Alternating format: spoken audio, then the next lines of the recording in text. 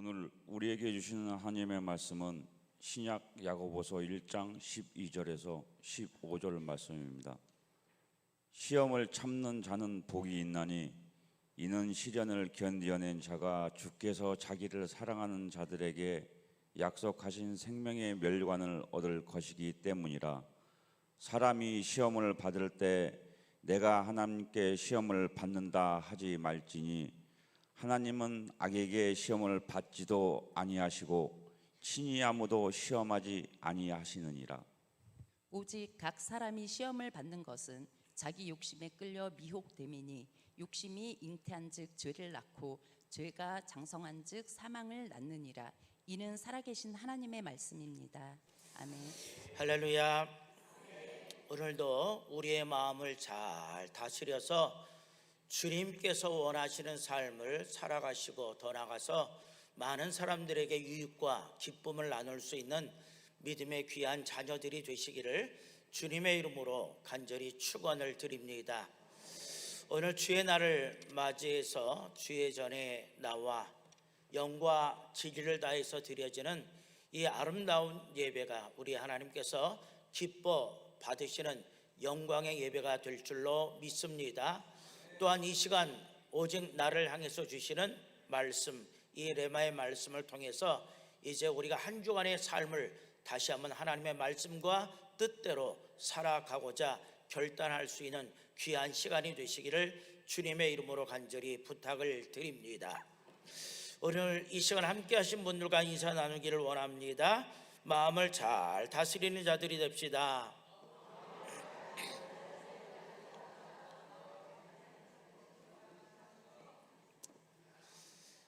우리가 유대교의 경전이라고 하는 탈무드, 아마 한 번쯤은 탈무드라고 하는 책을 읽어보셨을 겁니다. 여기에 보면요, 예루살렘 성전이 어떻게 세워졌느냐라고 하는 일화가 나오고 있는 것을 보게 됩니다. 옛날에 아주 우애가 좋은 형과 아우가 살고 있었습니다. 부모님이 다 돌아가시면서 이제 아버지가 주신 그런 밭을 함께 나누어 경작을 하고 있었습니다. 형은 결혼해서 아내와 자식이 있고 동생은 결혼하지 않았기 때문에 혼자 살고 있었습니다. 그런데 어느 해 아주 큰 풍작을 이루게 됩니다. 다 추수를 마치고 나서 형이 이런 생각을 하는 거예요. 나는 그래도 결혼을 했으니까 괜찮은데 내 동생은 앞으로 결혼도 하고 준비해야 될 것이 참 많으니까 많은 곡식이 필요하지 않겠나, 이런 마음을 가지고 이제 밤이 되어지면 동생 몰래 자기의 곡식단을 동생의 곡식단에 갖다 쌓아 놓는 겁니다. 그런데 웬일인지 계속해서 그 일을 하고 있는데도 자기의 곡식단이 줄어들지를 않는다는 거예요. 여러분, 왜 그럴까요? 사실 동생도 형과 똑같은 마음을 품고 있었기 때문이죠. 동생은 그런 생각을 한 거예요. 형은 결혼도 해서 아내도 있고 자식이 있으니까 나보다 더 많은 양식이 필요할 거야. 근데 나는 혼자잖아. 그러면서 이 동생이 추수한 곡식단을 밤이 되면 형님 몰래 형님의 곡식단 위에 쌓아두는 겁니다. 그런데 어느 날 서로 이 일을 하다가 밭과 밭 사이 중간에서 형과 동생이 딱 만나게 됩니다. 그러니 지금까지 곡식단이 줄어들지 아니했던 이유를 비로소 알게 되어집니다. 두 형제는 서로 사랑과 배려의 마음에 너무나도 감동을 받아서 둘이 서로 껴안고 한참 동안 울었다라고 합니다. 이 얘기를 누가 듣느냐? 솔로몬 왕이 듣게 됩니다. 그러니 이야기를 듣고 나서 솔로몬 왕이 얼마나 감동을 받았을까요? 그래서 명령을 합니다. 형이 그리고 동생이 함께 감동받아서 껴안던 그 자리에 예루살렘 성전을 지어라, 이렇게 명령을 했다라고 하는 이야기가 지금도 전해지고 있습니다. 여러분, 얼마나 아름다운 이야기입니까? 우리는 오늘 이기주의적인 시대 속에서 살아가고 있습니다. 나만 잘 살면 되고 나만 높아지면 되고 나만 부유하면 됩니다. 다른 사람을 돌아보지 않습니다. 그런데 오늘 이 형과 동생의 이야기를 들으면서 오늘 우리들의 삶이 이런 모습이 되어져야 되지 않을까, 주님의 마음이 바로 이런 마음이 아닐까라는 것을 우리는 다시 한번 생각해 보게 됩니다. 여러분, 우리의 삶에 있어서 가장 중요한 것이 무엇이라고 생각을 하십니까? 또한 우리의 삶을 움직이게 하는 것, 이것이 무엇이라고 생각을 하십니까? 바로 이것은 우리의 마음인 줄로 믿습니다. 여러분, 우리가 마음을 잘 다스리면 우리의 삶도 잘 다스릴 수 있게 되죠. 그러면 성공된 인생의 삶을 살아가게 됩니다. 반대로 우리의 마음을 제대로 다스리지 않으면 우리의 삶도 제대로 다스릴 수 없기 때문에 우리는 실패한 인생의 삶을 살아갈 수밖에 없다라고 하는 사실입니다. 자, 오늘 말씀을 보면요, 야고보 사도는요, 시험의 긍정적인 측면과 시험의 부정적인 측면에 대해서 말씀해 주고 있습니다. 여러분, 시험의 긍정적인 측면이라고 하는 것은 뭘까요? 여러분, 시험이라고 하는 것은요, 반드시 나쁜 것은 아닙니다. 시험을 우리가 잘 견디어 나가면 시험은 우리에게 유익하다라는 거죠. 오늘 시험이 우리에게 주어졌는데 이 시험을 하나님의 능력과 또한 우리의 기도함을 통해서 잘 견디어 나가면 오늘 말씀처럼 하나님께서 우리에게 약속하신 생명의 면류관을 얻게 되는 줄로 믿습니다. 자, 그런데 반대로 시험이 우리에게 유익한 것인데 우리가 시험을 견디지 못하고 시험 앞에 넘어지고 쓰러지고 하면 결국은 어떻게 되어집니까? 우리 인생의 삶이라고 하는 것은 실패한 인생이 될 수밖에 없고 불행한 인생이 될 수밖에 없다라는 거죠.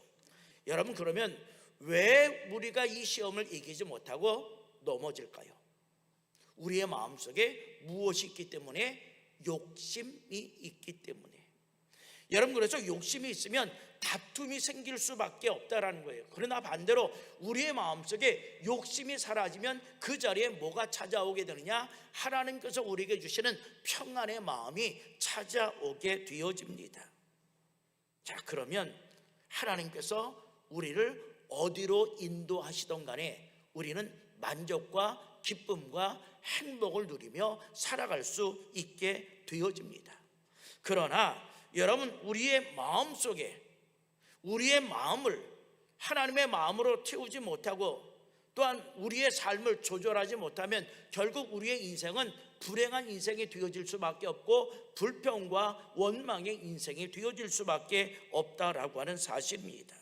여러분, 오늘 이 하나님께서 우리에게 주시는 이 말씀을 우리가 잘 깨닫고 우리의 마음을 잘 다스려 나감을 통해서 우리는 주님께서 허락하여 주시는 평안의 아름다운 축복의 삶을 살아가고자 결단할 수 있는 귀한 시간이 되시기를 주님의 이름으로 간절히 축원을 드립니다. 자, 그렇다고 한다면 여러분, 사람의 마음을 잘 다스리기 위해서는 어떻게 해야 될까요? 첫 번째로 하나님께 우리의 잘못을 돌려서는 안 되는 줄로 믿습니다. 자, 우리가 오늘 본문 14절의 말씀 보세요. 이렇게 기록하고 있어요. 사람이 시험을 받을 때에, 여러분 성경을 보면 시험이라고 하는 단어가 나오는데 이 시험이라는 단어는 우리가 한글로 보면 똑같은데 원어에 보면 다릅니다. 시험은요, 두 가지의 의미를 가지고 있어요. 하나는 유혹이라고 하는 의미를 가지고 있습니다. 유혹, 이건 누가 주는 거예요? 하나님이 주는 것이 아니라 사단 마귀가 주는 겁니다. 유혹, 우리가 죄에 넘어지게 하려고 하는 이것이 유혹이죠.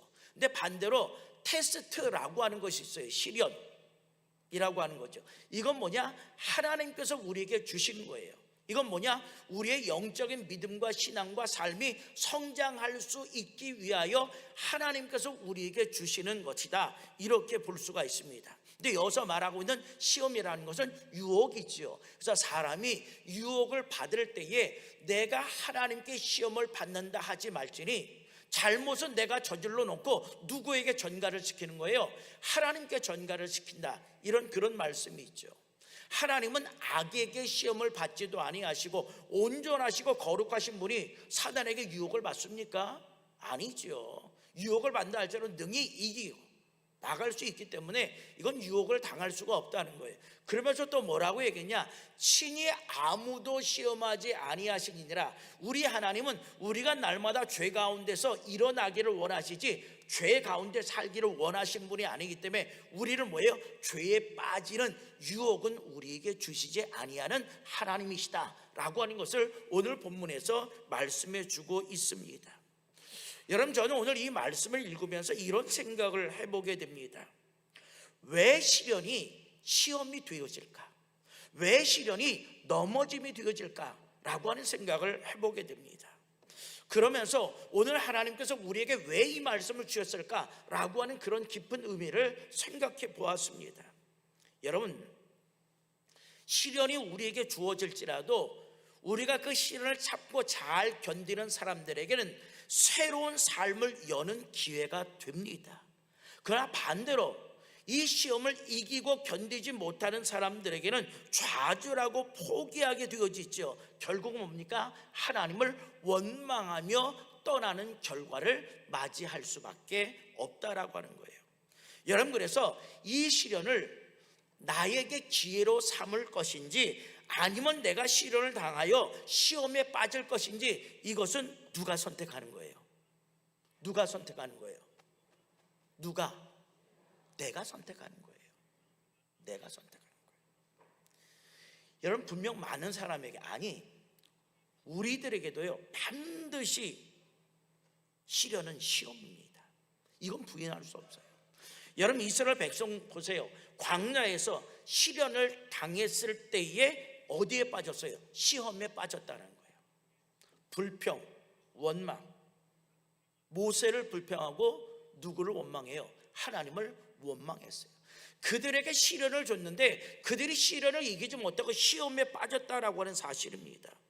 여러분, 그렇기 때문에 시련은 어떤 마음을 가지고 우리가 대하는가에 따라서 완전히 달라진다는 거예요.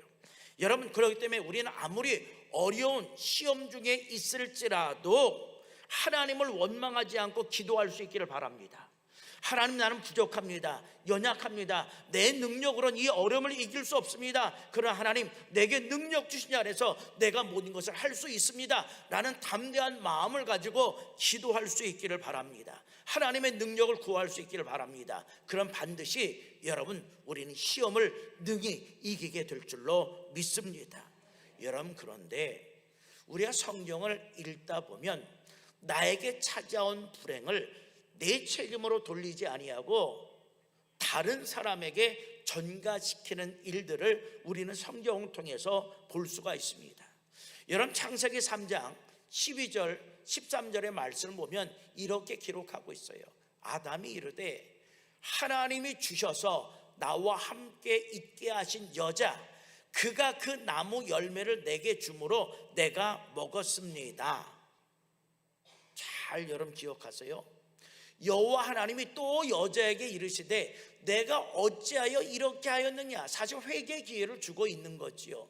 그런데 여자가 이르되 뱀이 나를 꿰물어 내가 먹었습니다 라고 말을 하고 있는 것을 보게 됩니다. 여러분, 여기서 아담과 하와의 이야기를 잘 생각해 보십시오. 하나님이 아담과 하와에게 분명히 명하여 말씀하신 것이 있죠. 창세기 2장 17절의 말씀을 보면 선악을 알게 하는 나무의 열매는 먹지 말라. 내가 먹는 날에는 반드시 어떻게 된다고요? 반드시 죽으리라. 아니, 있는 대로 읽어요. 왜 죽는다니까 겁나요? 근데 죽는데 어떻게 죽어? 반드시. 그러니까 이거는 살아날 길이 있어요, 없어요? 사실 없다는 얘기야. 반드시 죽는다는 거예요. 자, 그런데 그들은 자신의 욕심에 이끌려서 선악을 알게 하는 그 열매를 먹은 거지요. 하나님이 먼저 아담에게 묻지요. 아담아, 왜 내가 그토록 먹지 말라고 했던 그 열매를 먹었느냐? 라고 물어보면 여러분, 우리면 어떻게 대답할 것 같아? 하나님, 제가 잠시 정신이 나갔나 봐요. 제정신이 아니었나 봐요. 하나님 잘못했어요. 용서해 주세요. 죽을 죄를 졌습니다 라고 회개하고 누이치면 반드시 죽으리라고 했지만 제가 하나님이라고 한다면 용서해 주었을까 안 주었을까? 용서해 주었을 것 같아. 저도 그런데 하나님의 마음은 얼마나 더하겠어요. 자, 그런데 뭐라고 아담이 대답합니까? 오늘 말씀해 보니까 하나님이 주셔서, 누가 줬어? 하나님이 주셔서 나와 함께 있게 하신 여자, 그 여자가 누구야? 하와. 하와가 내게 그것을 줌으로써 내가 먹었나이다. 누구 탓을 하는 거야? 하와 탓을 하는데 결국 내게 그 여자를 주신 분이 누구야? 하나님. 그러니까 결국 하와 탓을 하고 있지만 하나님의 탓을 하는 거예요. 당신이 나 혼자 살도록 내버려뒀으면 이런 일 일어나지 않았느냐. 지금 이렇게 아담이 얘기를 하는 거예요. 적반하장이지. 자, 그러면서 또 하와에게 묻죠. 하와야, 너 왜 선악과 따먹었니? 라고 물었더니 이 하와가 뭐라고 얘기합니까? 내가 뱀의 꾀임에 의해서 그 열매를 먹었습니다 라고 얘기해요. 여러분, 이 말 속에는 또 어떤 의미가 담겨 있을까요? 왜 하나님 하필 에덴 동산에 이렇게 광꾀한 있는 뱀을 만들어서 내가 뱀의 유혹에 넘어가서 그것을 먹도록 하셨습니까? 결국 뱀의 꾀임에 넘어갔다라는 것은 뭐예요? 뱀을 만드신 하나님 잘못하지 않았습니까? 라고 하는 의미가 오늘 이 말씀 속에 담겨져 있다라는 거죠.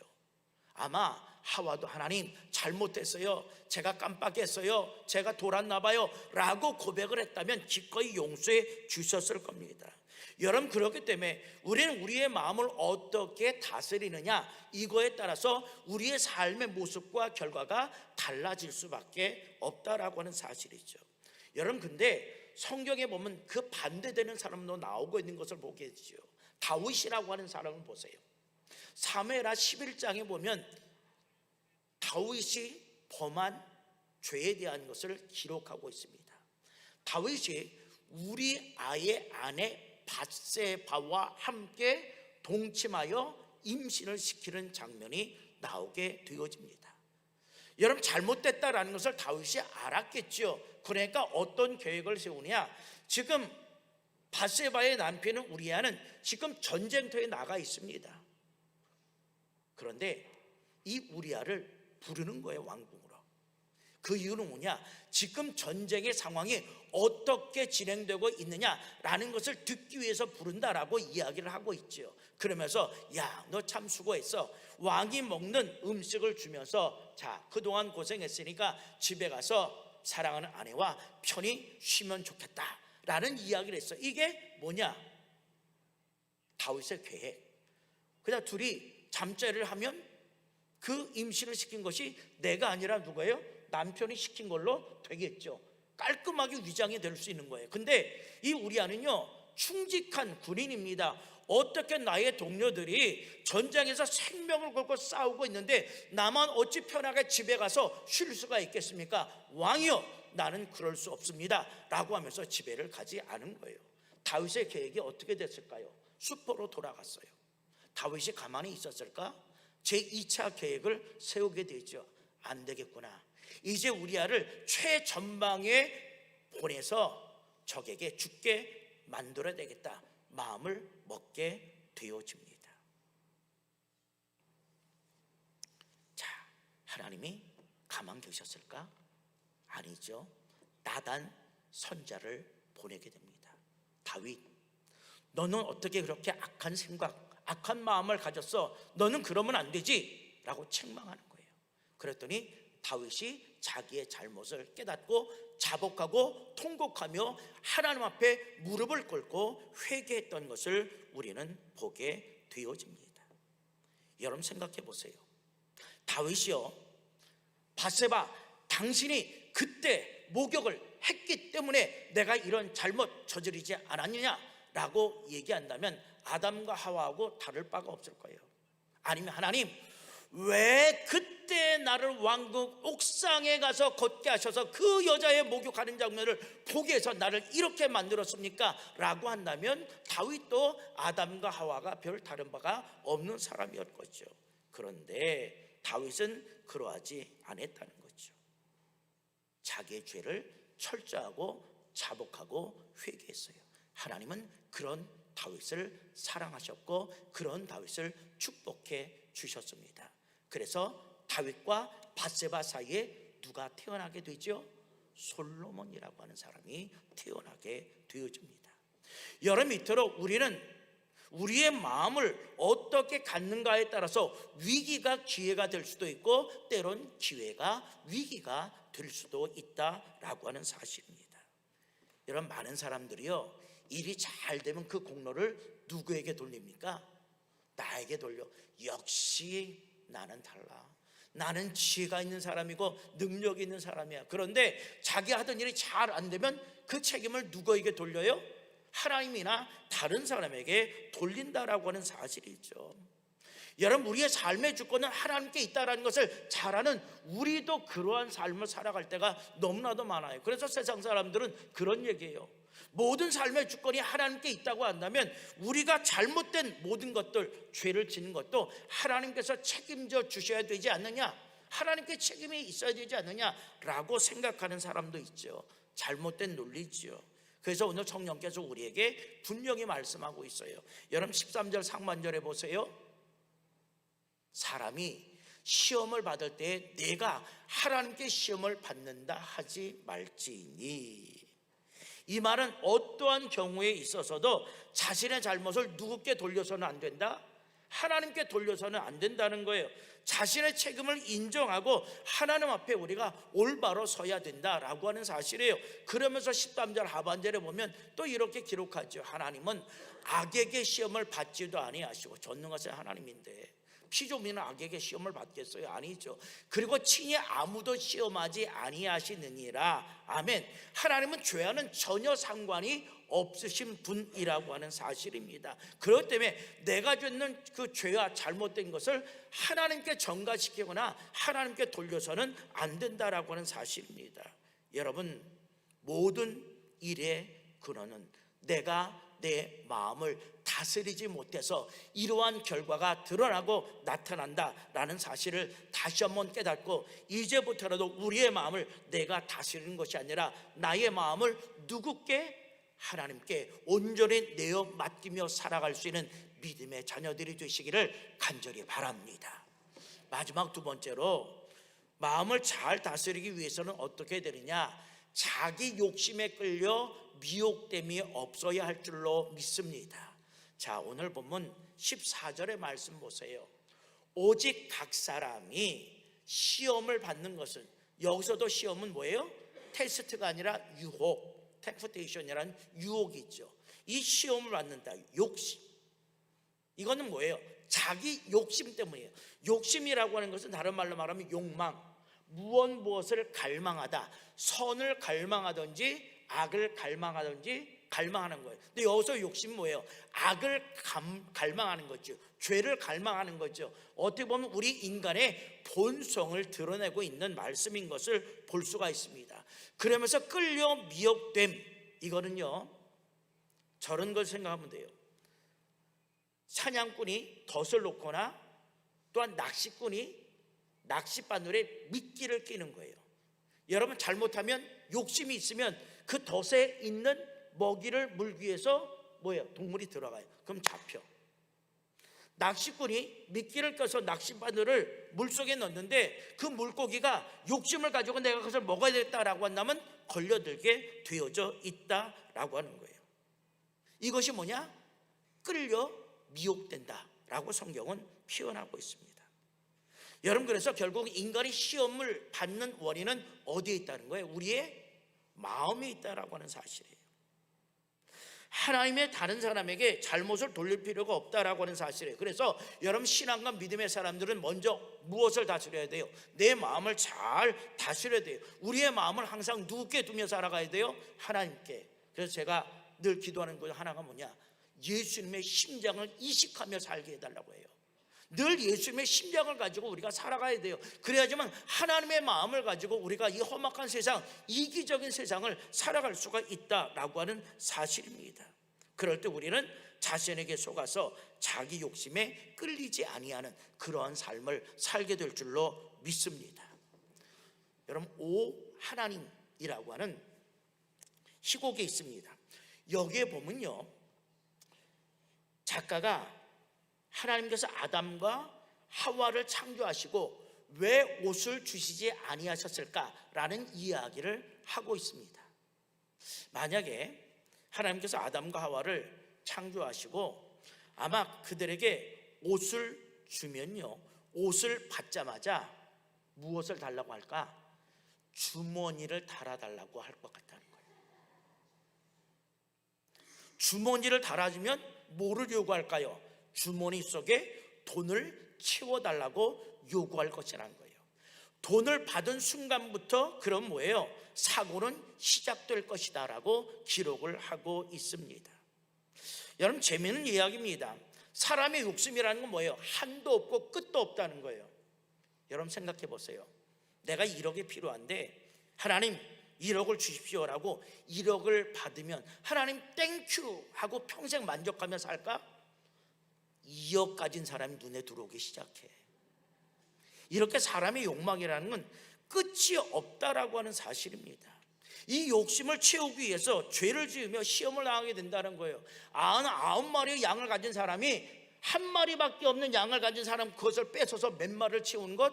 100마리를 채우는 것. 이게 사람의 욕심이라고 하는 사실이죠. 근데 이 욕심이 어디에서부터 시작될까요? 우리의 마음에서부터 시작됩니다. 마음을 다스리지 못하기 때문에 이런 욕심과 욕망이 생겨날 수밖에 없다라는 거예요. 여러분, 그래서 야고보서 1장 22절의 말씀에 보면 이렇게 기록하고 있어요. 너희는 말씀을 행하는 자가 되고, 실천하라는 거죠. 듣기만 하여 알기는 아는데 자신을 속이는 자가 되지 말라. 알지만은 실천하지 아니한 자는 되어서는 안 된다라고 하는 그런 얘기. 이것은 곧 누구를 속이는 것? 나를 속이는 거예요. 여러분, 진리의 말씀을 들어 알고도 실천하지 않는 것은 누구를 속인다는 거예요? 나를 속이는 거예요. 몰라서 못하는 건 괜찮아요. 알아요. 이미 다 알고 있습니다. 그럼에도 불구하고 행하지 않는 거예요. 오늘 이렇게 주일날 딱 왔어요. 강단에서 목사님의 말씀을 전하는데 내가 많이 들은 얘기야. 다 뭐 얘기하는지 다 알고 있어. 여기까지는 괜찮아. 알고 있었으면 밖으로 나가서 실천해야 되는데, 알기는 다 아는데 밖에 나가서 실천하지 못하면 모르는 것만 또 못하는 거지요. 여러분, 성경이 살아있는 하나님의 말씀이심을 믿습니까? 하나님의 말씀임을 믿습니까? 그럼 뭐예요? 우리는 하나님의 말씀대로 살아가려고 어떻게 해야 돼요? 몸부림쳐야 돼. 내가 이 말씀을 지키지 않으면 살아갈 수 없다라고 생각해야 돼요. 여러분, 말씀대로 살아가려고 몸부림쳐 본 적 있어요? 있겠지. 없지는 않을 거야. 있으리라 믿어요. 하나님의 말씀대로 순종하며 살아가야 돼요. 근데 왜 우리가 하나님의 말씀을 알긴 하는데 왜 그 말씀에 순종해서 살아가지 못합니까? 자기의 욕심에 이끌려서 내 마음을 세상에 뺏기고 마귀에 뺏기지 못하기 때문에, 뺏겼기 때문에 하나님의 마음이 우리의 마음판에 새겨질 수가 없기 때문에 그런 삶을 살아갈 수밖에 없다는 거예요. 그래서 오늘 말씀에서 시험을 받는 것은 자기의 욕심에 이끌려 미혹되었다라고 성경은 우리에게 분명히 말씀해 주고 있어요. 욕심이 이런 거예요. 여러분, 결혼 40주년을 맞이한 동갑내기 70세가 있었어요. 너무나도 아름답게 살아가는 것을 보고 천사가 감동을 합니다.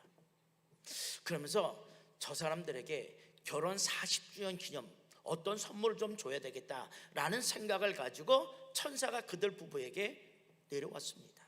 그러면서 내가 이제 너희들이 원하는 소원이 있다면 한 가지씩 들어주겠다라는 이야기를 합니다.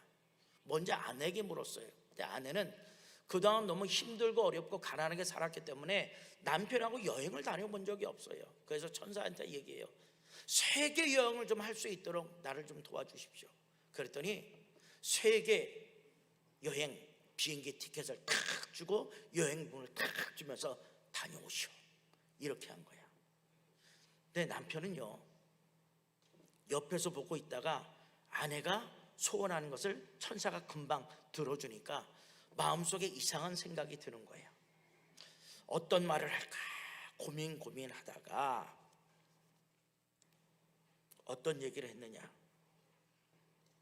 나보다 30살 젊고 예쁜 여자하고 살고 싶다고 얘기를 한 거야. 여러분, 천사가 좋은 일 하려고 왔는데 얼마나 고민됩니까? 들어줄 수도 없고 안 들어줄 수도 없고, 좋다고 얘기했는데, 좋다고 내려왔는데 고민이 되는 거예요. 정말로 이 소원이 바뀔 마음 없느냐? 아니래. 이것이 내 소원이래. 그러면 어쩔 수 없이 너의 소원을 내가 들어주겠노라 라고 얘기하면서 남편의 소원을 들어줍니다. 그런데 기대했던 젊고 예쁜 여자가 탁 나타난 것이 아니라 남편이 폭삭 늙어서 100세가 된 노인이 되었다는 거예요. 어쨌지 30살 차이는 나잖아. 소원은 들어준 거지. 여러분, 욕심이 이와 같다는 거예요. 욕심 끝이 없어요. 그래서 오늘 15절 말씀 보면 이렇게 기록하고 있잖아요. 욕심이 잉태한 즉 뭐를 낳아요? 죄가 장성하면 사망. 고상한 얘기지. 사망도 아니에요. 뒤지는 거지. 이건 그렇잖아요. 욕심 안 하면 뒤지게 돼 있는 거예요. 여러분, 앞에서도요 말씀을 드렸어요. 아담의 타락은요 결국 어디에서부터? 욕심에서부터 시작이 된 거예요. 여러분, 하나님께서 부족함이 없는 참 아름다운 에덴 동산을 그들에게 선물로 줬는데 그들의 마음속에 욕심이 되다 보니까 사탄이 야 이거 먹으면 하나님과 같아져, 하나님처럼 돼 라고 하는 마음에 속한 거예요. 욕심 때문이죠. 하나님과 같이, 하나님처럼 나는 절대 그럴 수 없어 라고 물리쳤으면 괜찮은 거예요. 하나님처럼 이라고는 욕심의 마음이 있었기 때문에, 올라가고 싶은 마음이 있었기 때문에 그 유혹에 넘어가게 되었다는 거죠. 그리고 결국은 자기의 분수도 모르고 그 주는 열매를 먹었다는 거, 따먹게 됐다는 거죠. 결국 죄에 빠져서 하나님과 멀어지게 됐습니다. 여러분, 우리는 나 자신을 너무 믿지 마시기를 바랍니다. 그리고 우리의 마음을 잘 다스려서 욕심에 미혹되지 아니하고 우리의 마음을 날마다 우리의 삶의 주인이 되시고 주권자가 되시는 우리 하나님께 온전히 내어드릴 수 있기를 간절히 바랍니다. 그리고 오직 하나님의 말씀, 살아있는 말씀, 이 말씀대로 내가 살기를 원한다라고 날마다 고백하며 결심할 수 있는 믿음의 사람들이 되시기를 간절히 바랍니다. 사랑하는 성도 여러분, 그런데 오늘 우리들의 삶의 모습이 어떻습니까? 우린 유혹과 시험 앞에서 하나님의 말씀대로 따라 살기를 원하고 있습니까? 아니면 욕심에 끌려서 살아가는 삶 살고 있습니까? 하나님은 우리를 날마다 좋은 길로, 축복된 길로 인도해 주시기를 원하고 계신 분이 바로 나의 하나님이십니다. 그러므로 우리는 어려움과 시험의 원인을 하나님께 돌리기보다도 내가 지금까지 어떤 삶을 살아왔을까 나 자신을 돌아보며 회개하고 그 일을 하나님께 더욱더 가까이 나갈 수 있는 영적 기회, 영적 성숙함의 시간으로 삼을 수 있기를 바랍니다. 그러기 위해서 날마다 하나님의 말씀, 이것이 나의 삶의 기준이 되어진다라고 하는 것을 다시 한번 깨닫고 우리의 시선을 오직 하나님께 두며 어둠의 세상에 빛을 비출 수 있는 하나님의 거룩한 자녀, 백성된 삶을 살아갈 수 있는 우리 모두가 되시기를 주님의 이름으로 간절히 축원을 드립니다.